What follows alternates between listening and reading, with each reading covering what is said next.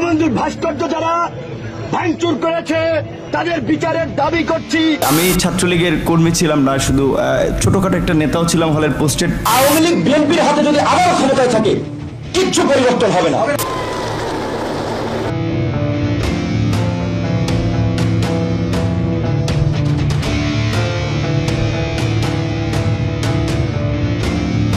আমিও আওয়ামী লীগের এই অঞ্চলে আপনাদের দায়িত্ব নিয়ে নিলাম। আমাদের হত্যা থাকা উচিত। এই গোর্খালিরা টোটাল গলাচিপা বিএনপি ধ্বংসের করতে গেল। এখন বাংলাদেশে বঙ্গবন্ধুর পথ কেন্দ্রীয় নেতা ভিপি নুর। আমি এমপি ক্যান্ডিডেট ছিলাম এই জায়গায় আওয়ামী লীগ দিয়া। তার মন্ত্রিত্ব কার্যকর হচ্ছে মূলত তার শালা সুমন্দি, খালু, খালু শ্বশুর, বড় ভাই, ছোট ভাই, এভাবেই।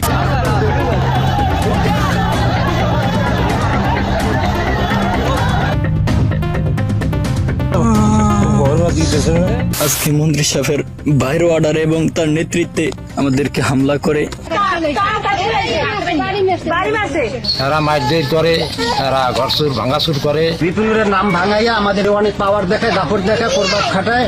বাংলাদেশের এই ছাত্র অধিকার পরিষদ এই সংগঠনের প্রথম চুরির দায়ে অভিযুক্ত হয় নুরুল হক নূর।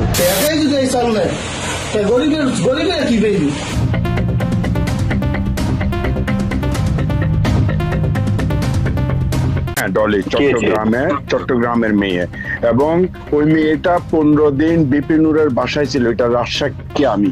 হ্যাঁ নেউল ভাই, এখন হোটেলের বুক দেওয়া লাগবে, বিশেষ করে অন্তত 5 স্টার দেখেন। নূর নিজে গিয়ে টাকা আনছে জাহাঙ্গীর কবির নানকের বাসা থেকে আন্দোলনের সময়। নূরকে বিশ্বাস করা ছিল আমাদের তরুণদের সবচেয়ে বড় বোকামি। প্রত্যেকে চেহারা দেখেন, আজকে 5 বছর আগে চেহারা দেখেন, প্রত্যেকে পুষ্টির মধ্যে ভুক্ত। আজকে তাদেরকে প্রতিষ্ঠিত করতে গিয়ে আমাদের পুষ্টি শেষ হয়েছে, তাদের পুষ্টি বাড়ছে।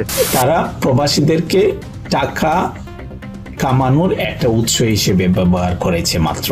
নুরুল হক নূরকে বাড়ি ভাড়া দেবে, সে নিজের জুতা দিয়ে নিজের কপালে বাড়ি দিতে হবে।